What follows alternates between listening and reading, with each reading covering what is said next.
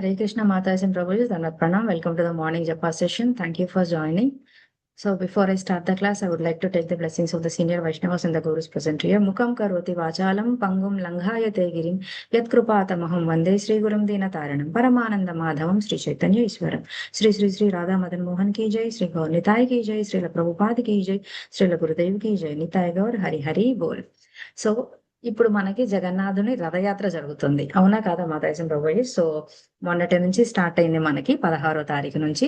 So 9 రోజులు ఏదైతే ఈ రథయాత్ర గుండీచా మందిరంలో ఉండి మనకి దర్శనం ఇస్తూ ఉంటారో, అసలు జగన్నాథుడు అనగానే మనకి ఆయన లీలలు ఎన్నో గుర్తొస్తూ ఉంటాయి, అవునా కాదా మాతాజీ ప్రభుజీ? సో అసలు ఈ రథయాత్ర ఎందుకు జరుపుకుంటాము? అసలు ఈ రథయాత్ర అనే కాన్సెప్ట్ ఇప్పుడు వచ్చింది మనకి తెలుసు కదా మాతాజీ. జనరల్ గా ఈ రథయాత్ర ఎందుకు జరుగుతుంది మాతాజీ ప్రభుజీ? హరే కృష్ణ.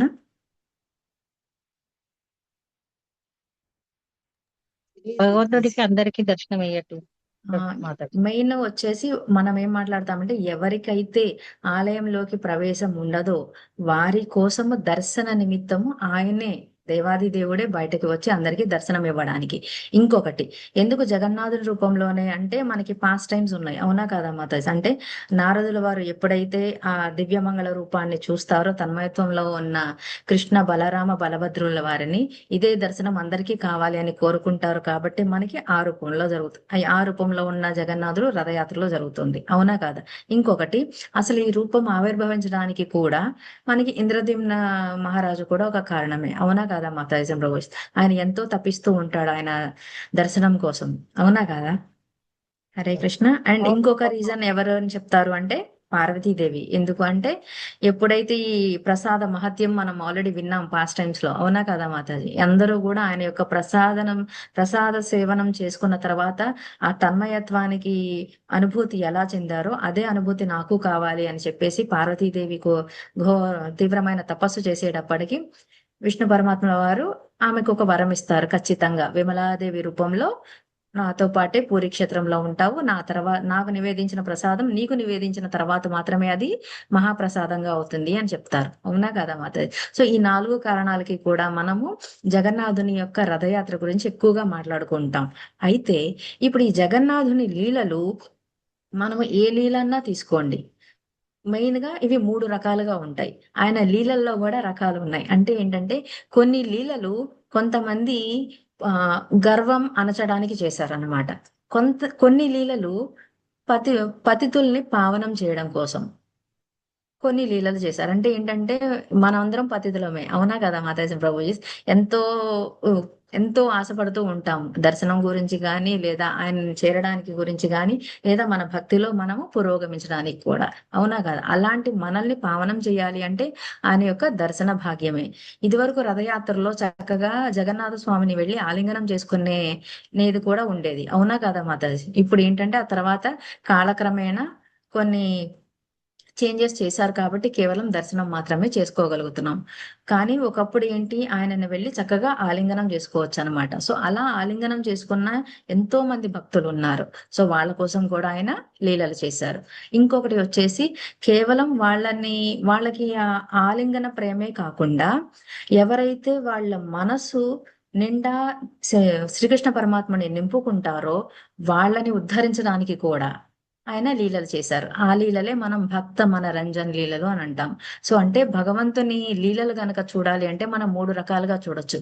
మెయిన్ గా వచ్చేసి పతితుల్ని పావనంగా చేయడానికి, రెండోది గర్వం అనచడానికి, మూడోది గర్వం లేని భక్తులని వాళ్ళ యొక్క మనస్సు రంజింప చేయడానికి కూడా ఆయన లీలలు చేశారు.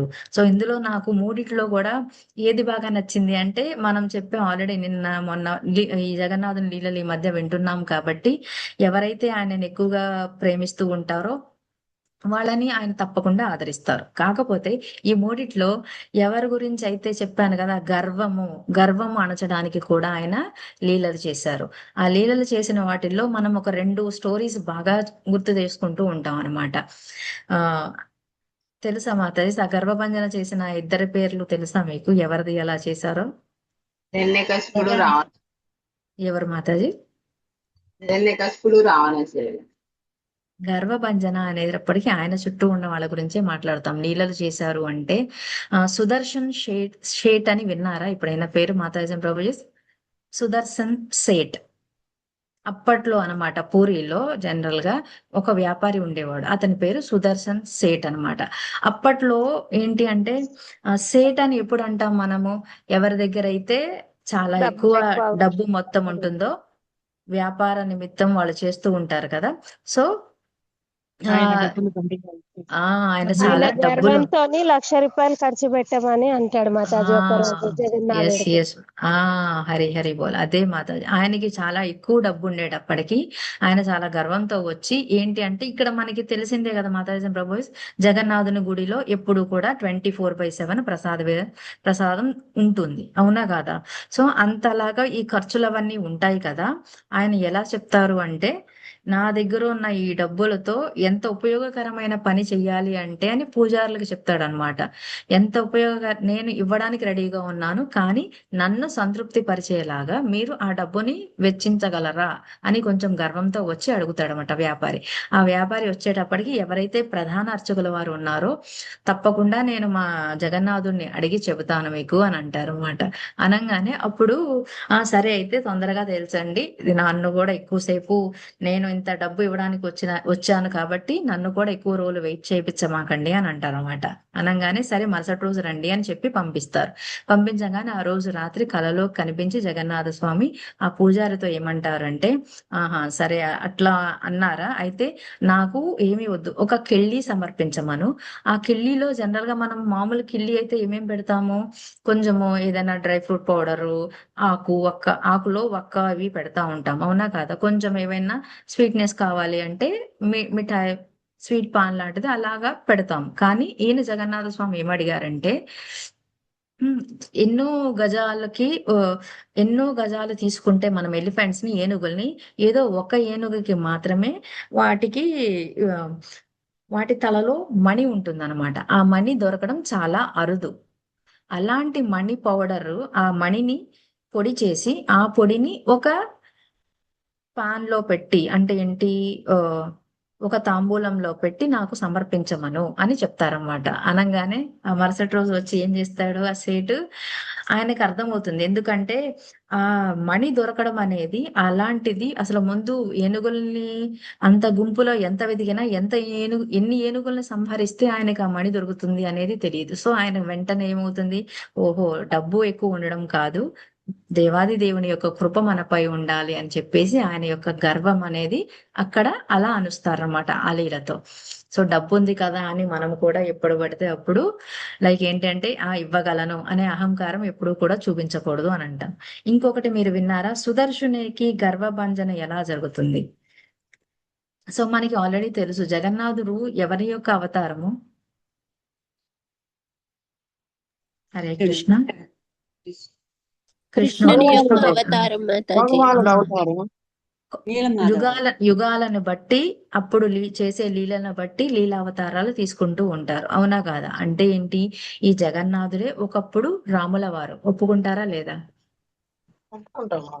సో అలా ఉన్నప్పుడు ఈ సుదర్శన్కి జనరల్ గా ఏంటంటే కృష్ణావతారంలో ఉన్నప్పుడు విష్ణుమూర్తి అది కృష్ణావతారం వేసుకున్నప్పుడు చాలా మందిని సంహరించడానికి సుదర్శన చక్రాన్ని వదిలారు, అవునా కదా? చాలా అంటే ఏంటి, కీలకమైన యుద్ధాలలో గాని ఒక క్రూషియల్ పాయింట్స్ లో ఎక్కువగా ఎవరి ఉపయోగం చేశారు? విష్ణువు లేదా కృష్ణ పరమాత్ముడు సుదర్శనుడిని, అవునా కాదా? ఆ సుదర్శన చక్రం వేయంగానే అందరూ ఆల్మోస్ట్ ఆ పాపాత్ములందరూ కూడా ఎవరైతే రాక్షసులు ఉన్నారో వాళ్ళందరూ కూడా భయపడేవారు, అవునా కాదా? దాంతో సుదర్శనుల వారికి కొంచెం గర్వం వచ్చిందనమాట. ఓ నేనే మొత్తం చేయగలుగుతున్నాను, నేనున్నాను కాబట్టి ఇన్ని లీలలు జరుగుతున్నాయి అని అనిపిస్తుంది అనమాట. అనిపించగానే సో దే శ్రీకృష్ణుడు దేవాది దేవుడు, ఆయనకి అందరి భావనలు కూడా ఊరికినే అర్థమవుతాయి, అవునా కదా మాతాజీ ప్రభు? సో ఆయన సుదర్శను యొక్క గర్వాన్ని అణచివేయడానికి ఒక మాట చెప్తారు సుదర్శన్కి వెళ్ళి. ఏమని అంటే, హనుమంతుల వారిని నా దగ్గరికి రమ్మని చెప్పాను. ఓకే, రాముల వారు ఇక్కడ ఉన్నారు, సో హనుమంతుల వారిని నా దర్శన నిమిత్తమై రమ్మని చెప్పు అని చెప్తారనమాట. ఎవరికి గరుడుల వారికి. సో వెళ్ళంగానే సరే చెప్పంగానే గరుడ వాళ్ళు వెళ్ళి రాముల వారు మిమ్మల్ని రమ్మంటున్నారు, ఇలా పలానా పూరి క్షేత్రంలో మీకోసం వెయిట్ చేస్తున్నారు అనగానే ఈ సుదర్శనుడికి అనిపిస్తుంది అనమాట. అదేంటి ఆ జగన్నాథుల వారు అంటారు, నువ్వే అన్నిటికంటే వేగవంతం అని అనుకుంటున్నావు, లేదా నిన్ను ఎదిరించే వాళ్ళు వేరే వాళ్ళు ఎవరూ లేరు అనే నువ్వు అనుకుంటున్నావు, కాబట్టి నీకు ఒకరి గురించి తెలియాలి అని చెప్పేసి హనుమంతుల వారిని తన దగ్గరికి రప్పించుకునే వ్యూహం పన్నుతారన్నమాట జగన్నాథ స్వామి. అప్పుడు అనుకుంటాడు సుదర్శనుల వారు, ఏంటి నన్ను దాటి ఎవరైనా అసలు నాకు తెలియకుండా నా స్వామి దగ్గరికి చేరతారా అని చెప్పి పూరి జగన్నాథునికి 4 ద్వారాలు ఉంటాయి. తెలుసుగా మాతాజీ మీ అందరికి? హరే కృష్ణ. పూరి టెంపుల్లో అవును 4 మాతాజీ. ద్వారాలు తెలుసా మీకు అవును మాతాజీ? తూర్పు అవును మాతాజీ. తూర్పు గోపురాన్ని మనం ఏమంటాము? పేర్లు తెలియవు మాతాజీ. ఓకే, ఒక్కసారి ఆ 4 ద్వారాల గురించి చెప్పిన తర్వాత మళ్ళీ ఈ సింహద్వారం స్టోరీ అంటారు. దగ్గరికి వద్దాం. సింహద్వారం అంటారు. సింహద్వారము. ఆ వ్యాఘ్రద్వారము, సింహద్వారం దగ్గర అశ్వద్వారము. తూర్పు వైపు ఉన్న తలుపుని మనము సింహద్వారము అంటాము. అక్కడ ఎందుకంటే సింహము కాపలాగా ఉండాలి, లేదా అక్కడ మెయిన్ ఉండే ఆ రూపం ఏంటి అంటే సింహ రూపం అంట. అలాగే వెస్ట్ గేట్, తూర్పు గేట్ అయిపోయింది. ఉత్తరం అనగానే నార్త్ గేట్, దాన్ని ఏమంటాం మనం? హస్తి ద్వారం అంటాం, అంటే అక్కడ ఏనుగు ద్వారం అన్నమాట. ఇంకొకటి పడమర తలుపు, అది ఏమంటాం అంటే వ్యాఘ్ర ద్వారం, అంటే ఏంటి? పులి ద్వారం. పులి ద్వారం అంట. ఇంకోటి దక్షిణ ద్వారం వచ్చేసి అశ్వద్వారం, అంటే హార్స్ ఉంటుంది. అంటే తూర్పు ద్వారం దగ్గర ఏమో సింహము, పడమర దగ్గర వచ్చేసి ఏనుగు, అలాగే ఉత్తరం దగ్గర ఏనుగు, పడమర దగ్గర వ్యాఘ్రము, దక్షిణం దగ్గర అశ్వము ఉంటాయన్నమాట. సో అవి ఉంటాయి కాబట్టి ఆ పేర్లు అలా వచ్చాయి. సో ఈ సుదర్శనుడు ఏమనుకుంటారు, సో నన్ను దాటి ఎవరైనా నా స్వామి దగ్గరికి రాగలుగుతారా, చూద్దాము ఎలా వస్తారో అని చెప్పేసి, ఆ సుదర్శనం తెలుసు కదా మాతాజీ, చాలా స్పీడ్ గా తిరుగుతూ ఉంటది. అలా 4 ద్వారాలు చాలా స్పీడ్ గా కాపలా కాస్తూ ఉంటాడు అనమాట. కాస్తూ ఉండంగానే కాసేపటికి హనుమంతుల వారు చక్కగా వచ్చి జగన్నాథ స్వామిని దర్శనం చేసుకుంటారు. అదేంటి చక్కగా వచ్చేసావా నువ్వు నా దగ్గరికి, నీకేమి ఆటంకాలు కనిపించలేదా అని అంటారు. మీకు ఆల్రెడీ తెలుసు జగన్నాథ స్వామి రూపంలో కనిపించలేదు హనుమంతుల వారికి, ఆయన ప్రియతమైన రాముల వారి రూపంలోనే కనబడ్డారు అనమాట. అనగానే సో ముందు హనుమంతుల వారు ఆ జగన్నాథ స్వామి రాముల వారి రూపంలో ఉన్న జగన్నాథ స్వామికి సాష్టాంగ నమస్కారం చేసి చెప్పిన తర్వాత, అప్పుడు రాముల వారి కుశల ప్రశ్నలు అయిన తర్వాత, నీకేమి ఆటంకాలు కనిపించలేదా నన్ను చేరడానికి అనగానే, అప్పుడు చాలా చిన్నగా అనమాట తనకి ఇలా నడుము దగ్గర ఉన్న భాగంలో తీసి, ఇదేదో చిన్నది దోమలాగా పురుగులాగా జోరీగా అంటుంటే, ప్రభుజీ దీన్ని ఇలా నా జోబులో పెట్టుకొని వచ్చానని ఇలా తీసి చూపిస్తారు. అదేంటిది మాతాజీ ప్రభుజీ తెలుసా? సుదర్శన చక్రం అనమాట. సుదర్శన చక్రం. సో ఈ లీలతో సుదర్శనుని యొక్క గర్వము కూడా అణిగిపోయిందనమాట. సో అందుకని మనం ఎప్పుడూ కూడా మనమే గొప్ప, మనము లేకపోతే ఏమీ జరగదు అనేది మాత్రం అనుకోకూడదు అని చెప్తున్నారు అనమాట. సో నాకు ఇన్ని లీలల్లో గర్వభంజన ఎందుకు అంటే, ఈ భౌతిక ప్రపంచంలో మనం ఎప్పుడు కూడా ఏదో ఒక పని చేసినప్పుడు ఖచ్చితంగా మనకి గర్వం అనేది వస్తుంది. ఆ గర్వం అనేది ఎప్పటికీ కూడా రాకూడదు అంటే ఈ లీలలు, ఎందుకంటే ఎప్పుడైతే మనము ప్రార్థిస్తూ ఉంటామో మనకిష్టమైన కృష్ణ పరమాత్మని కృష్ణ రూపంలోనే మనం ధ్యానించుకుంటూ ఉంటే ఇటువంటి ఇబ్బంది ఉండదు. కానీ ఎప్పుడైనా మనము విశ్వరూప సందర్శనం జరిగినప్పుడు మనం అన్ని ఖచ్చితంగా మాట్లాడుకుంటాం. ఏంటి? శంకు, చక్ర, గద, ధర, ఇవన్నీ మనం మాట్లాడుకుంటూ ఉంటాం. అవునా కదా మాతాజీ? సో అవి ఉండంగానే ఏవైతే ఆయుధాలు ఉన్నాయో అవి విష్ణుమూర్తి యొక్క లీలలకి అనుగుణం కోసము మాత్రమే ఆయన ధరించారు, కాబట్టి వాటికి గొప్పదనం వచ్చింది తప్ప అవి ఉండడం వల్ల ఏనాడు కూడా ఆయనకి గొప్పదనం రాలేదు. ఇంకోటి మనం గుర్తుపెట్టుకోవచ్చు, ఏవైతే లీలలు చేశారో అవన్నీ కూడా మూఢులమైన మనకు జ్ఞానోదయం కలిగించడానికి, మనకి ఆ లీలలు అర్థం కావడానికి, ఆ యుగానుసారము ఆయన లీలలు అవతారాలు కూడా తీసుకొని అవతారంలో లీలలు కూడా చేశారు అని కూడా మనం అర్థం చేసుకోవచ్చు. క్లియర్ మాతాస్? ఇవి గర్వభంజనకి సంబంధించిన స్టోరీస్. ఇవి కాకుండా కొంచెం ఇప్పుడు కూడా పూరిలో ఈ జగన్నాథ రథయాత్ర లేదా పూరిలో మెయిన్ గా జరిగేవి వాటి గురించి కొన్ని పాయింట్స్ మాతాజీ, అవి డిస్కస్ చేసుకొని క్లాస్ ఎండ్ చేసుకుందాం మనం. సో జనరల్ గా మీకు తెలుసా మాతాజీ అండ్ ప్రభుజీ, పూరి జగన్నాథుని పూరి జగన్నాథులో జగన్నాథుని ఇటు ఏమి యూజ్ చేసి, అంటే మనకి శాస్త్రాలు ఉన్నాయి అవునా కదా, శాస్త్రాలు ఉపనిషత్తులు అంటే ఇప్పుడు అర్చా విగ్రహాలకి పూజ గాని ఏదైనా శాస్త్రోక్త పరంగా చేయాలి అని అంటారు. ఏ శాస్త్రానుసారము పూరి జగన్నాథునికి మనము సేవలు చేస్తూ ఉంటాము, లేదా ప్రైజ్ చేస్తూ ఉంటాము, లేదా కీర్తిస్తూ ఉంటాము, తెలుసా మాతాజీ సంప్రభుజీ? లేదు మాతాజీ. తెలియదు సామవేదం. మాతాజీ. సామవేదంలోని పద్ధతుల ప్రకారము పూరి జగన్నాథుల వారిని కొలవడం జరుగుతుంది. అదే కాకుండా మ్, మీరు గమనిస్తే ఈ పూరి ఎక్కడ, ఈ క్షేత్రం ఎక్కడైతే ఈ టెంపుల్ ఉందో, ఈ ఆలయము, దాని చుట్టూ మనకి చాలా పెద్ద సముద్రం ఉంది అవునా కదా మాతాజీ? ఉందా లేదా పూరిలో? అవును మాతాజీ. ఉందా? ఉంది మాతాజీ. మరి మీరు గమనిస్తే ఎంతో దూరంలో ఉండదు, ఆలయానికిను సముద్రము కొంచెం చాలా దగ్గరగానే ఉంటుంది అవునా కాదా?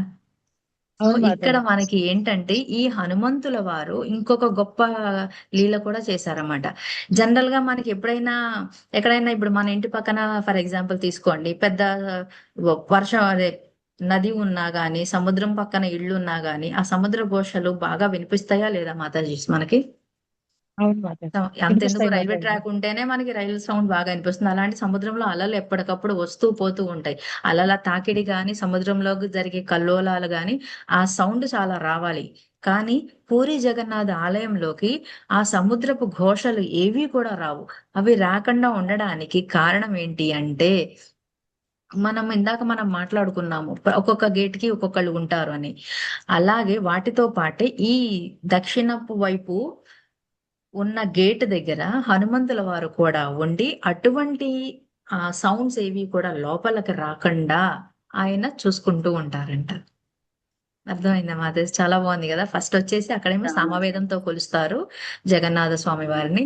తర్వాత ఏదైతే సముద్రం ఉందో దాని ఘోషలు మనకి ఆలయం లోపలికి రాకుండా ప్రశాంతంగా ఉండడానికి ఈ హనుమంతుల వారు తోడ్పడుతున్నారు. అండ్ మూడోది మనం ఆల్రెడీ తెలిసింది, ఇది మహాప్రసాదం గురించి. ఎప్పుడైతే ప్రసాదం అనేది జగన్నాథ స్వామి తర్వాత ఎవరికి నివేదించబడుతుంది?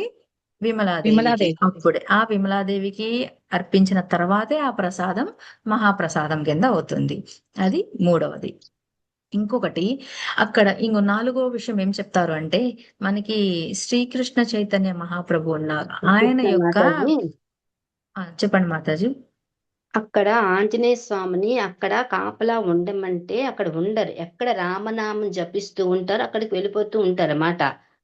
అప్పుడు కృష్ణుడేమో ఇలా కాదు అనేసి సంఖ్యలు చేసేసి, బంగారు సంఖ్యలు చేసేసి ఒక దగ్గర ఉంచేస్తారు అన్నమాట ఓకే, అక్కడ.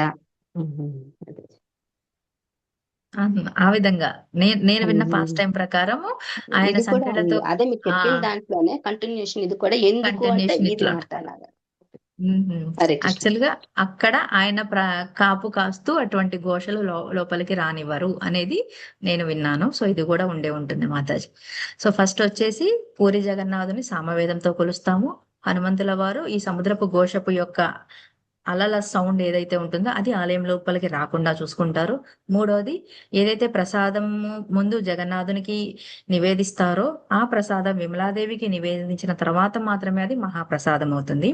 అండ్ నాలుగోది, అక్కడ శ్రీకృష్ణ చైతన్య మహాప్రభు ఆయన ఆఖరి రోజుల్లో ఒక ప్లేస్ లో ఉన్నారనమాట. అంటే గుడికి దగ్గరలో ఉన్న గంభీర అనే ప్లేస్ లో ఉన్నారు.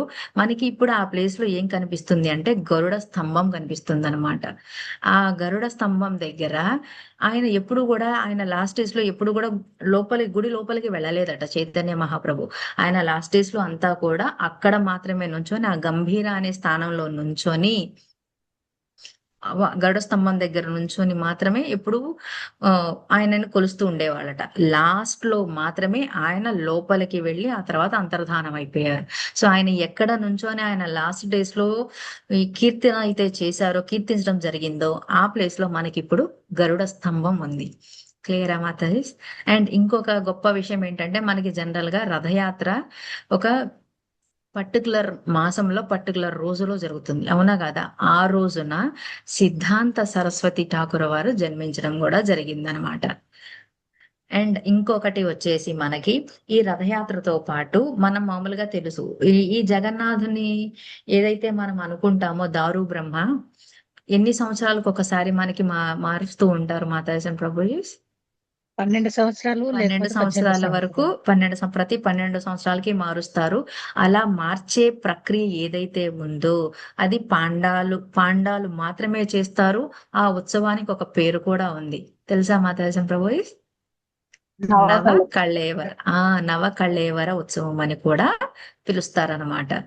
సో ఏదైతే ఈ 12 సంవత్సరాలకు ఒకసారి జరుగుతుందో, ఇంకొకటి వచ్చేసి ఇంకా మనం ఏమనుకుంటాము, ఇక్కడ ప్లేస్ లో జరిగిన ఇంకా ఇంకా చాలా మంది ఉన్నాయన్నమాట. అంటే ఇప్పుడు పురుషోత్తమ దేవ్ అని ఒక రాజు కూడా ఉన్నారు. ఆయన కూడా చాలా మంచి భక్తుడు అనమాట జగన్నాథ స్వామికి. ఆయన ఒక రాజర్షి లాగా ఆయన జీవనం గడిపారు కూడా. రాజర్షి అంటే అర్థం తెలుసు కదా మాతాజీ ప్రభుజీ? ఒక నిర్ణీత సమయం వరకు కూడా వాళ్ళు రాజ్యపాలన చేసి ఆ తర్వాత ఎవరైతే ఒక యోగ్యుడైన సంతానం వస్తారో, అర్హులుగా ఉంటారో వాళ్ళకి రాజ్యాధికారం ఇచ్చేసి వీళ్ళు వానప్రస్థాశ్రమానికి వెళ్ళిపోతారనమాట.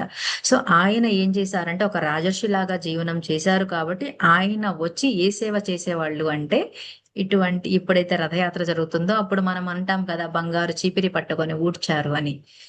అర్థమవుతుందా మాతాజీ ప్రభు? సో అలాంటి సేవ ఈ పురుషోత్తమ మహారాజు కూడా చేశారనమాట. ఏంటిది సేవ? ఆ రోడ్లు ఏవైతే ఉంటాయో అవి క్లీన్ చేయడం, ఎస్పెషల్లీ ఈ రథయాత్ర సమయంలో అన్నమాట. ఆయన ఎంత బాగా అంటే ఆ తర్వాత ఆయన సేవ ఒక రాజర్షి అయ్యుండి ఇంతిలాగా సేవలో నిమగ్నం అవుతూ ఉన్నారన్నమాట. రాజర్షి లాగా జీవించారు, కానీ ఆయన వానప్రస్థాశ్రమంకి వెళ్ళక ముందు రాజుగా ఉన్నప్పుడు మాత్రమే ఇటువంటి సేవ చేశారు. అలా జరుగుతున్నప్పుడు ఒకసారి ఏమైందంటే కాంచీపురపు మహారాజు ఇలాగే ఈ పురుషోత్తమ దేవుని గురించి వినడం జరిగిందనమాట. పురుషోత్తమ దేవుని గురించి వినడం జరగంగానే ఓ ఇంత మంచిగా చేస్తున్నాడా అయితే, అప్పుడు మీకు ఆ స్టోరీ కూడా గుర్తుందా మాతాజీ? ఈ పాస్ట్ టైం ఎవరైనా విన్నారా? ఆయన యొక్క కుమార్తెను ఈ పురుషోత్తమ దేవుకి ఇద్దామని అనుకుంటారు. కానీ తీరా చూస్తే ఈయన వచ్చేటప్పటికి ఏం సేవ చేస్తున్నారు? రాజు అయినప్పటికీ కూడా ఇలాగా కొంచెం ఒక పేదవాడిలాగా రోడ్లు ఊడుస్తున్నాడు ఏంటి అని అనుకుంటారు. ఆ తర్వాత ఆ లీల ఇంకా కంటిన్యూ అవుతుంది. తర్వాత జగన్నాథ స్వామియే చెబుతారు, ఇమ్మని చెప్తారు, వివాహం జరుగుతుంది. అది వేరే పాస్ట్ టైం అవుతుంది అనమాట. ఓకేనా మాతాజీ? సో సో ఈయన కూడా ఒక మంచి డివోటీ. మనం ఎప్పుడైనా ఈ సేవ గురించి మాట్లాడేటప్పుడు ఆయన గురించి ఖచ్చితంగా మనం మాట్లాడుకుంటాం అనమాట. ఇంకొకటి, ప్రతిరోజు కూడా మీరు ఎప్పుడైనా గమనించారా మాతాజీ? ఇస్కాన్ లో ఎప్పుడైనా మీరు మంగళహారతి కనుక అటెండ్ అయితే పొద్దున్న 4:30కి మీరు ఇది గమనించవచ్చు. ప్రతిరోజు ఈ మంగళహారతి టైంకి ఎవరైతే మెయిన్ సీనియర్ వైష్ణవారు పూజారి ఉంటారో ఒక బుక్ తీసి అన్ని చదువుతూ ఉంటారు, డైరీ లాగా. అవునా కదా మాతాజీ? అంటే అక్కడ జరుగుతున్న కార్యక్రమాలు గాని కార్యకలాపాలు గాని ఎంతవరకు వచ్చినాయి, ఎవరెవరు ఏం చేశారని. ఖచ్చితంగా జగన్నాథుని గుడిలో కూడా ఒక డైరీ ఉంటుందంట. పూరిలో ఆ డైరీలో ప్రతిరోజు ఆయనకి రిపోర్ట్ అనేది చదువుతూ ఉంటారంట. ఇవాళ ఇది జరిగింది, లేదా ఇవాళ వీళ్ళు వచ్చి దర్శనం చేసుకున్నారు, లేదా ఇన్ని సేవా కార్యక్రమాలు జరిగింది, ఇన్న ప్రసాద వితరణ జరిగింది అని చెప్పి.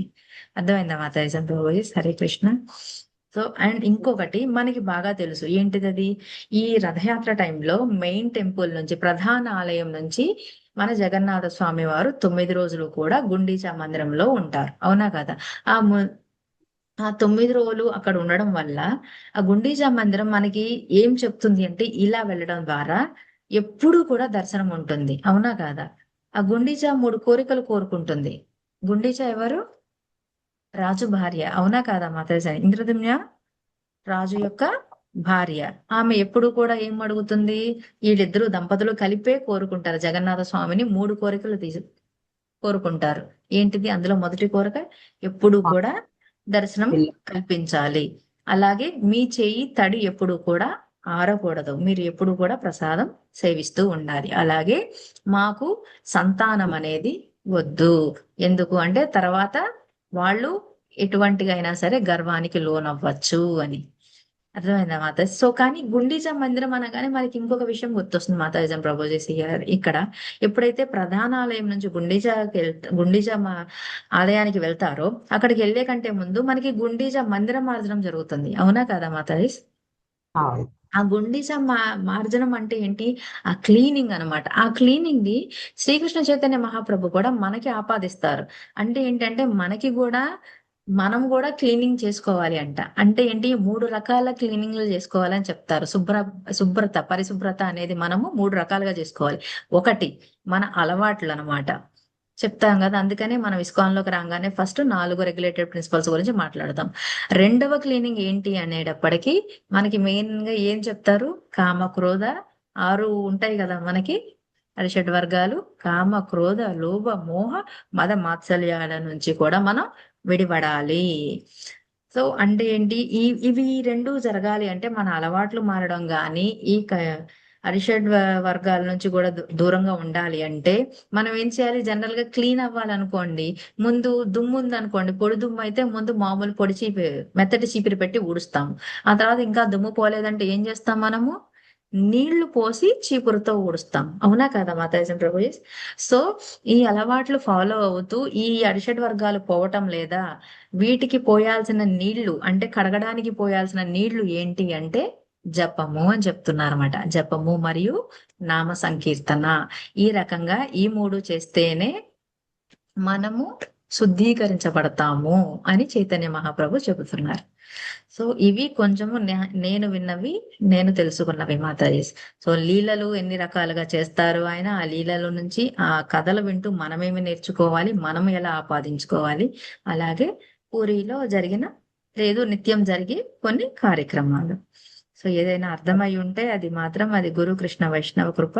ఏదన్నా తెలిసి తెలియక చెప్తే మాత్రం అది నా అజ్ఞానం మాత్రమే. థ్యాంక్ యూ సో మచ్ మాతాజీ ప్రభుజీస్. వాంఛాకల్పతరుభ్యశ్చ కృపా సింధుభ్యేవ చ పతితానాం పావనేభ్యో వైష్ణవేభ్యో నమో నమః. అనంతకోటి వైష్ణవ బృంద की जय, సమవేత భక్త బృంద की जय, శ్రీల ప్రభుపాద की जय, శ్రీల గురుదేవ్ की जय. నితాయ్ గౌర్ హరి హరి బోల్. థ్యాంక్ యూ సో మచ్ మాతాజీ. హరే కృష్ణ.